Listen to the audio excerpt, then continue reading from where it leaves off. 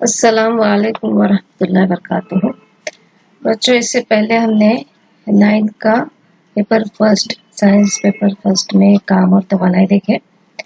आज ना standard 9th science and technology paper second में 8वीं लेसन है फायदेमंद और नुकसानदेह खुर्दबीनी जानदार या useful and harmful micro organisms का पार्ट नंबर फर्स्ट देखते हैं। तो इसके जो बड़े पॉइंट्स हैं ये फायदेमंद खुर्दबीनी जानदार और नुकसानदेह खुर्दबीनी जानदार। फायदेमंद खुर्दबीनी जानदार में लैक्टोबैसिलाई, राइजोबियम और खमीर है और नुकसानदेह खुर्दबीनी जानदार में क्लोस्ट्रीडियम और दूसरे खुर्दबीनी जानदार है।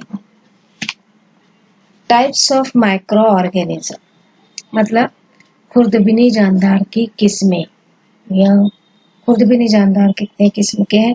यहाँ बैक्टीरिया, फंगाई और अलगी 3 किस्म के हैं। मुख्तलिफ किस्म के बैक्टीरिया होते हैं। यहाँ फंगाई 2 किस्म की हैं, मोल्ड या जहरीली फंगाई है, फफूंद है फंगाई मतलब, और दूसरी है ईस्ट। तो ये खाने वाली है फंगाई, ईस्ट खमीर कहते हैं जिसको। तो म्यूकर जो है ये फिलामेंटस होता है, रेशेदार होता है, और ईस्ट या खमीर जो रहती है ये यक्खल भी होती है, सिंगल सेल। लेकिन सेवार या जिसको अलगी कहते हैं, स्पायरोगायरा कहते हैं, इसको हम ऐसे भी देख सकते हैं। इनको माइक्रो ऑर्गेनिज्म क्यों कहते हैं? क्योंकि हम बरहना आंखों से इसको नहीं देख सकते। इनको देखने के लिए कंपाउंड माइक्रोस्कोप या मुरक्कब खुर्दबीन का इस्तेमाल किया जाता है। ये तीनों तो डायरेक्टली इसमें देखते हैं। अलगी आपको नजर आती है, लेकिन इसमें मौजूद 2 जो स्पायरोगायरा का रेशा है उसके अंदर क्या है उसको देखने के लिए हम कंपाउंड माइक्रोस्कोप या मुरक्कब खुर्दबीन का इस्तेमाल करते हैं। नेक्स्ट है फायदेमंद खुर्दबीनी जानदार देखेंगे या यूजफुल माइक्रो ऑर्गेनिज्म। इसमें क्या करना है, ताज़ा छाछ का कतरा लेना है स्लाइड पर, और इस कतरे की बेहद पतली तह जो है ये फैलानी है। इस पर मिथिलीन ब्लू रंग का एक केमिकल होता है जिसको मिथिलीन ब्लू कहते हैं, उसको डालकर इस पर कवर स्लिप रखना है और इस कवर स्लाइड को पहले खुर्दबीन के 10x अदसे के जरिए देखना है और फिर ज्यादा तकबीर वाला अदसा 60x। ये चश्मिया है, मतलब आँख के जरिए, इस अदसे के जरिए हम यहाँ स्लाइड को देख सकते हैं। लेकिन यहाँ भी एक अदसा रहता है जो स्लाइड को का इमेज यहाँ दिखाता है, यहाँ से ये इमेज हम देख सकते हैं। तो इस तरह इस स्लाइड को यहाँ रखकर, यहाँ 3 किस्म के अदसे रहते हैं, 10x रहता है, 60x और 100x का भी रहता है, अलग अलग अदसे होते हैं। तो हमने इसको कहाँ देखना है, पहले 10x में एडजस्ट करना है, देखना है, और फिर 60x में इस खुर्दबीनी जानदार को देखना है। तो ये इस किस्म का नजर आता है। आपको नीलगू सलाखनुमा जानदार हरकत करते हुए नजर आएंगे। नीलगू मतलब नीले रंग के। इन जरासीम का नाम क्या है? लैक्टोबैसिलाई। लैक्टोबैसिलाई कहते हैं जरासीम को। इन जानदारों की शक्ल मुस्ततीली होती है, मुस्ततील नुमा होता है। लैक्टोबैसिलाई गैर ऑक्सीजनी जरासीम है। ऑक्सीजन की गैर मौजूदगी में ये तवानाई हासिल, यानी ये ऑक्सीजन के बगैर भी तवानाई पैदा कर सकते हैं। इस वजह से लैक्टोबैसिलाई क्या कहते हैं? गैर ऑक्सीजनी कहलाते हैं। फिर दूध से दही किस तरह तैयार होता है उसको देखते हैं। ये दूध है। लैक्टोबैसिलाई दूध की लैक्टोज शक्कर को अमले तखमीर के जरिए क्या करते हैं, ये लैक्टोज, इसमें शक्कर होती है, दूध में क्या होती है? लैक्टोज शक्कर होती है। तो लैक्टोबैसिलाई जो रहते हैं ये क्या करते हैं, अमले तखमीर के जरिए इस शक्कर को लैक्टिक एसिड में तब्दील करते हैं। तो लैक्टिक एसिड बनने के बाद क्या होता है, दूध का जो पीएच रहता है ये फर्मेंटेड योगर्ट है, दही बन गया। कैसे बनता है? दूध का जो पीएच होता है, पीएच का मतलब होता है पोटेंस ऑफ हाइड्रोजन। एसिड में लैक्टिक एसिड मतलब एसिड है, तो इसमें एच होता है, एच जूस आपने देखे हैं। और बेस या असास में क्या होता है? OH juice. तो यहाँ पोटेंस ऑफ हाइड्रोजन मतलब पीएच दूध का क्या होता है? जैसे ही ये एसिड में तब्दील होता है कम हो जाता है, इसका पीएच कम होता है, और इसमें मौजूद जो प्रोटीन है ये जमने लगता है, जिसके नतीजे में दूध की प्रोटीन दूसरे अज्जा से अलग होती है। दूध में और कौन कौन से अज्जा होते हैं? फैट होता है, दूसरे कैल्शियम वगैरह होता है, बहुत सारे, पानी रहता है, बहुत सारे अज्जा रहता है, उससे प्रोटीन अलग होती है क्योंकि ये जमने लगता है। इसी को दूध का दही में तब्दील होना कहते हैं, लैक्टिक एसिड की वजह से। लैक्टोज शक्कर जो है या लैक्टोज शुगर जो है, ये लैक्टोबैसिलाई के जरिए तखमीरी अमल इसमें होता है और ये लैक्टिक एसिड में तैयार होता है, लैक्टिक एसिड में तब्दील होता है, जिसकी वजह से इस दही में खटास पैदा होती है। इसका पीएच कम होने की वजह से दूध में मौजूद नुकसानदेह जरासीम जो रहते हैं ये हलाक हो जाते हैं।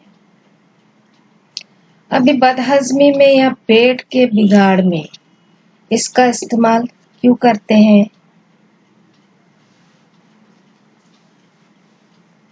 डॉक्टर कहता है कि पेट का बिगाड़ पैदा होता है तो क्या खाना चाहिए? दही खाना चाहिए। तो क्यों होता है ऐसा? आजकल प्रोबायोटिक दही पैकिंग वगैरह में भी मिलता है, घर में भी हम बना सकते हैं। तो ऐसी ग़िज़ा में लैक्टोबैसिलाई जैसे फायदेमंद खुर्दबीनी जानदार इस्तेमाल किए जाते हैं। इन अशिया की जिस्मानी सेहत के लिए क्या होती है? अफादियत की वजह से ये खुर्दबीनी जानदार ग़िज़ा के जरिए जो जहरीले क्लॉस्ट्रीडियम है, मुजिर जरासीम को हलाक कर देते हैं और हमारी कुव्वते मुदाफ़ियत में इजाफा करते हैं। मतलब बीमारी से लड़ने की कुव्वत, इम्यूनिटी पावर, या इसको कुव्वते मुदाफ़ियत कहते हैं, इसको बढ़ाते हैं। इस वजह से पेट बदहजमी या पेट खराब होता है, उस वक्त क्या किया जाता है? डॉक्टर सलाह देते हैं या हमारे बड़े बूढ़े भी कहते हैं कि हमको दही खाना चाहिए। नेक्स्ट है लैक्टोबैसिलाई जरासीम के इस्तेमालात क्या होते हैं। तो यहाँ पहला इस्तेमाल हम देखेंगे, दूध की तखमीर के जरिए, तखमीर मतलब लैक्टोबैसिलाई मिलाए जाते हैं, दही बनता है, फिर छाछ बनता है, घी बनता है, पनीर बनता है, चीज बनता है, फिर श्रीखंड बनता है, मक्खन वगैरह बना सकते हैं इसका, यहाँ रसगुल्ले भी बना सकते हैं, बहुत सारी चीजें हम बना सकते हैं लैक्टोबैसिलाई जरासीम के इस्तेमाल के जरिए। दूसरा इस्तेमाल देखते हैं हम, सेडार जो सिरका रहता है, सेडार सिरका है, कोको है, तरकारियों, अचार, ये कोको बनाने के लिए, फिर अचार बनाने के लिए और दूसरी चीज़ें बड़े पैमाने पर तैयार करने के लिए लैक्टोबैसिलाई का इस्तेमाल कर सकते हैं। हज़मी निज़ाम के अफ़ाल में बिगाड़ पैदा हो जाए तो लैक्टोबैसिलाई और दूसरे खुर्दबीनी जानदार के जरिए इलाज किए जाते, जैसे अभी मैंने बताई कि दही का इस्तेमाल करते हैं तो पेट ठीक हो जाता है। फिर गाय भैंस को जो तखमीरी ग़िज़ा दी जाती है, इसमें लैक्टोबैसिलाई के जरिए ही खमीर पैदा किया जाता है। ये क्या है? सोयाबीन है, टूटा हुआ, इसमें तखमीरी जुज़ लैक्टोबैसिलाई मिलाया जाता है, जिससे ये जानवरों के लिए मकवी ग़िज़ा बनती है और जानवर जो है ये अच्छी, गाय भैंस है, अच्छा दूध दे सकते हैं। नेक्स्ट है पाव बनाने के लिए और शराब बनाने के लिए तखमीरी अमल में लैक्टोबैसिलाई का इस्तेमाल किया जाता है। नेक्स्ट है राइजोबियम हम्बाश जरासीम या राइजोबियम सिम्बायोटिक बैक्टीरिया। इसमें ये मेथी है, मूंगफली, सोयाबीन या कोई भी फलीदार पौधे को लेकर 3 से 5% hydrogen peroxide H2O2 hydrogen peroxide का इस्तेमाल और कहाँ होता है? डॉक्टर हमारे पैर के नाखून में मिट्टी जाती है, उसको निकालने के लिए भी करता है। तो वो हाइड्रोजन पेरोक्साइड लेना है और उसमें ये जो गांठे हैं उनको जरासीम पुश करना है। मतलब मिट्टी में जरासीम होते हैं, जरासीम पुश करना है, मतलब इनको धोना है, जरासीम से पाक करना है। बाद में क्या करना है? 70% इथाइल अल्कोहल के महलूल में C2H5OH इथाइल अल्कोहल होता है, इसमें 4 से 5 मिनट रखना है। मतलब और जो भी जरासीम होंगे और साफ हो जाएंगे। फिर साफ पानी से धोकर गांठों की क्या करना है? बिल्कुल पतली सेक्शन लेना है या तराश लेना है। एक बेहतर तराश सेफ्रानिन के महलूल में 2 से 3 मिनट रखना है। खुलिये को कलर करने के लिए सेफ्रानिन, नबातात के खुलिये को कलर करने के लिए सेफ्रानिन मादा इस्तेमाल करते हैं। उसको 2-3 मिनट रखना है। स्लाइड पर कवर स्लिप रखना है। मुरक्कब खुर्दबीन या कंपाउंड माइक्रोस्कोप में इसका मुशाहिदा करना है। तो हमको क्या नजर आएगा? गुलाबी सलाख नुमा नजर आने वाले कंपाउंड माइक्रोस्कोप है, इसमें मुशाहिदा करना है। तो इस किस्म का हमको सेक्शन या तराश उस माइक्रोस्कोप में नजर आएगी। ये इस पर राइजोबियम बैक्टीरिया होते हैं इन गांठों पर। तो ये जो सेक्शन लेने के बाद हम और अच्छे से इनको देख सकते हैं। यहाँ देख रहे बैक्टेराइड है, गांठ की मुरसल नसीजे हैं। यहाँ भी बैक्टीरियाड है, गांठ का बढ़ना है, गांठ यहाँ से बढ़ना शुरू होते, सेल डिवीजन होता है। खलिये की तकसीम यहाँ से शुरू होती है और ये भी खलिये की तकसीम है, अंदर भी और बैरूनी भी। फिर बैक्टीरिया यहाँ है, राइजोबियम बैक्टीरिया है। बैक्टीरिया का इन्फेक्शन जो है ये जड़ बाल में होता है। तो इस तरह हम इस गांठ के अंदरूनी हिस्से में कौन कौन सी खुलियात है मुरक्कब खुर्दबीन के जरिए हम देख सकते हैं। ये जरासीम देखने के लिए हमने दालों के पौधों की जड़ों पर पाई जाने वाली गांठें तलाश की। ये जो गांठें हैं उनको देखें। नेक्स्ट है राइजोबियम का रोल और अहमियत।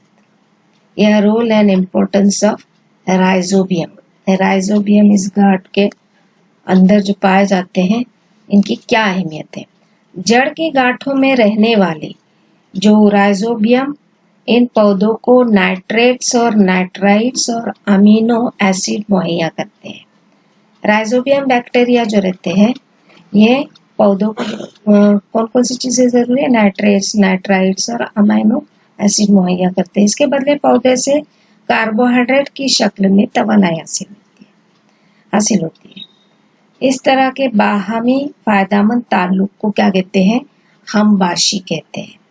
अब देखें, राइजोबियम हमबाश जरासीम कहलाते हैं। तो इसकी वजह से कहते हैं कि अमीनो एसिड वगैरह क्या करते हैं? कार्बोहाइड्रेट की शक्ल में तवानाई देते हैं। राइजोबियम हवा की जो नाइट्रोजन है उनको नाइट्रोजन, आजाद नाइट्रोजन N2 होता है, उसको मुरक्कबात में तब्दील करके ही पौधा इस्तेमाल कर सकता है। आजाद नाइट्रोजन को इस्तेमाल नहीं कर सकता है। तो ये जो राइजोबियम बैक्टीरिया है ये क्या करते हैं? हवा के नाइट्रोजन को नाइट्रोजनी मुरक्कबात बनाते हैं। लेकिन नाइट्रोजन के तायुन के लिए उन्हें मटर, सोयाबीन, सीम और दूसरी दालों और फलीदार पौधों की मेजबान या होस्ट के तौर पर जरूरत होती है। अभी इस बैक्टीरिया को रहने के लिए जगह चाहिए, तो कहाँ रहते हैं? मटर, सोयाबीन, सीम और दूसरे दालों या फलीदार पौधों की में पाए जाते हैं। इस वजह से इन पौधों को मेजबान कहेंगे। और बैक्टीरिया क्या है? मेहमान है, ये इधर रहते हैं, है ना। राइजोबियम के जरिए तैयार होने वाले नाइट्रोजनी मुरक्कबात की वजह से जो दालें रहती है, फलियां, प्रोटीन का बेशकीमत जरिया बनते हैं। अभी नाइट्रोजनी मुरक्कबात इधर ही जमा होते हैं, जो जिस पौधे पर गांठ आती है, तो जो दालें और फलियां रहती हैं उनमें जो प्रोटीन रहती है ये वाफिर मिकदार में पाई जाती है। फलीदार पौधों की फसल निकालने के बाद खास तौर पर इनकी जड़ें और पौधों के कुछ हिस्से मिट्टी में मिलाकर, जड़ें और पौधे जहां गांठें पाई जाती हैं इनके कुछ हिस्से क्या किए जाते हैं, मिट्टी में मिलाकर जरासीम का तनासुब कायम रखा जाता है। कौन से जरासीम? राइजोबियम। इनका तनासुब कायम रखते हैं और राइजोबियम की वजह से कीमियाई खाद का इस्तेमाल भी कम होता है और इन खादों के मुज़िर असरात से हम बच सकते हैं। खाद पर खर्च कम होने से काश्तकार को भी फायदा हो सकता है। तो आजकल क्या किया जाता है, बोने से कबल ही जो बीज रहते हैं उनको राइजोबियम महलूल या सफूफ लगाया जाता है। ये जो मिट्टी रहता है या डायरेक्टली इसके जरिए सफूफ या महलूल बनाया जाता है। लिक्विड, महलूल मतलब लिक्विड रहता है। बोने के बाद राइजोबियम जरासीम पौधों में दाखिल हो जाते हैं। बीजों को ये महलूल लगाते हैं या सफूफ लगाते हैं, उनको बो देते हैं। तो ये जो जरासीम है ये कहाँ पाए जाते हैं, पौधों में दाखिल होते हैं। इस तरीके को क्या कहेंगे, राइजोबियम वैक्सीनेशन कहेंगे। ये तरीका फलीदार पौधों के अलावा अनाज और दूसरी फसलों के लिए भी नाइट्रोजन क्या करते हैं, फराहम करते हैं। तो इस वजह से इस तरीके को राइजोबियम वैक्सीनेशन कहते हैं। टीका देना, जैसे इंसानों में टीका देते हैं उसको वैक्सीनेशन कहते हैं। तो यहाँ भी राइजोबियम वैक्सीनेशन कहेंगे इस तरीके को। नेक्स्ट है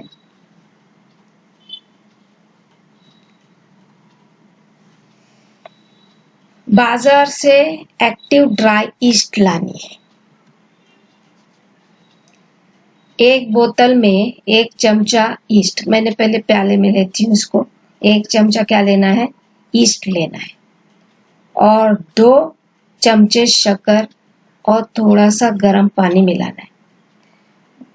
अभी इसको बोतल में मैं भर देती हूँ।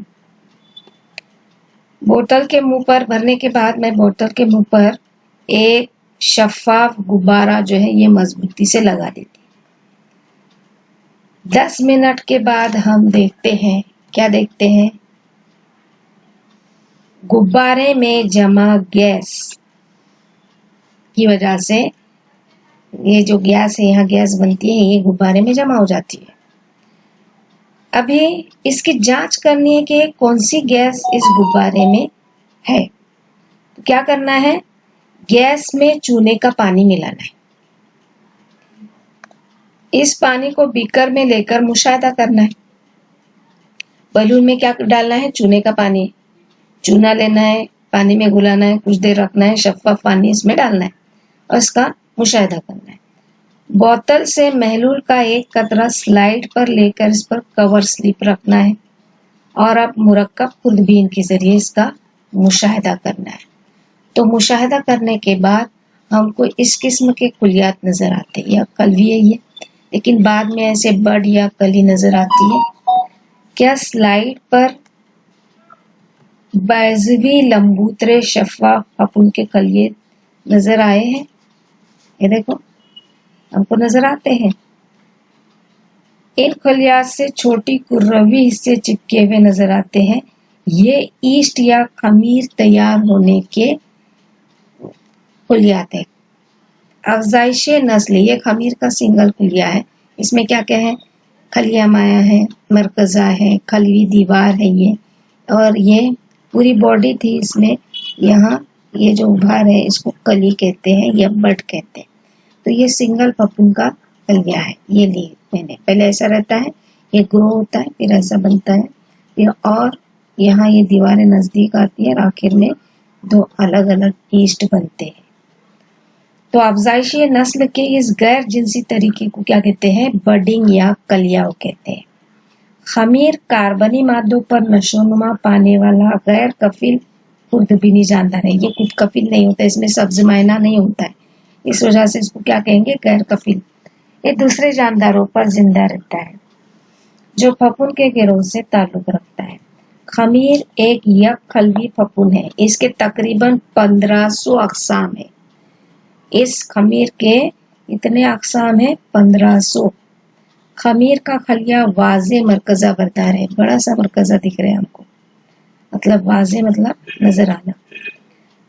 दर्ज वाला तजुर्बे में शक्कर के महलूल में कार्बनी मादे की वजह से खमीर की नशोनुमा होती है। हमने शक्कर डाले, इसकी वजह से क्या होता है, कार्बनी मादे की वजह से खमीर की नशोनुमा होती है। मतलब खमीर ने शक्कर का इस्तेमाल किया, ग्लूकोज कार्बोहाइड्रेट का इस्तेमाल किया।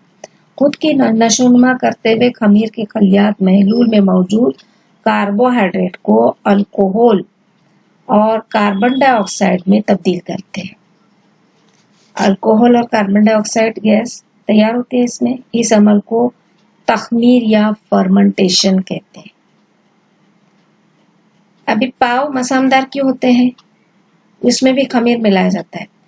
जब इसको गर्म किया जाता है तो कार्बन डाइऑक्साइड गैस क्या होती है, उड़ जाती है और वहां खाली जगह होती है। इस वजह से पाव क्या होता है, मसामदार बनता है।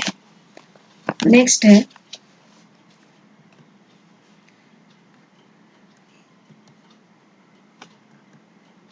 ये शुगर फैक्ट्री है और यहाँ शक्कर बनती है। तो शक्कर के कारखाने से मरबूत अक्सर अल्कोहल भी तैयार किया जाता है। अल्कोहल शराब की एक किस्म है। गन्ने के रस का राब निकलता है। राब मतलब ऊपर जो झाग रहता है रस के ऊपर, इसमें भी काफी मिकदार में कार्बोहाइड्रेट पाया जाता है। और राब में सैक्रोमाइसिस खमीर मिलाया जाता है, जिसकी वजह से क्या होता है, एथेनॉल C2H5OH, ये इथेनॉल है, ये स्पिरिट कहते हैं इसको, हम डॉक्टर लगाता है स्पिरिट, हो ये अल्कोहल हमको हासिल होता है। राब में सैक्रोमाइसिस खमीर मिलाया जाता है और C2H5OH ये इथेनॉल हासिल होता है। इसके अलावा क्या हासिल होता है, ईस्टर भी मिलता है और दूसरे अल्कोहल जैसे जेली हासिलात भी हमको मिलते हैं। एथेनॉल से स्पिरिट, अल्कोहल और दूसरे कीमियाई जात भी हासिल होते हैं और इथेनॉल आला दर्जे का ईंधन है। इसे बतौर स्पिरिट लैंप जो लेबोरेटरी में हम इस्तेमाल करते हैं, तो ये आला दर्जे का ईंधन है, इसमें धुआं पैदा नहीं होता है, इस वजह से लेबोरेटरी में इसका इस्तेमाल होता है।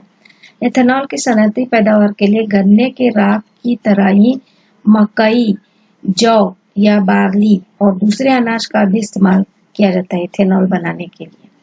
अंगूर के रस में मौजूद ग्लूकोज और फ्रुक्टोज शक्कर की भी ईस्ट की मदद से तखमीर करते हैं। ग्लूकोज और फ्रुक्टोज कहाँ रहता है, अंगूर के रस में, और वहाँ ईस्ट का इस्तेमाल करके तखमीरी अमल फर्मेंटेशन करते हैं और हासिल होने वाली जो अल्कोहल है उसको क्या कहते हैं, वाइन कहते हैं। दूसरा है हयाती इज़दादी तदबीर या बायो रेमेडीज। क्या क्या होते हैं देखते हैं हम। पाम तेल की तैयारी के दौरान हासिल होने वाले जहरीले मादे दूसरी सनती अमाल के दौरान खारिज होने वाली भारी धातें, नमक वगैरह जज्ब करने के लिए यारोविया लाइपोलाइटिका इस तखमीर का इस्तेमाल किया जाता है।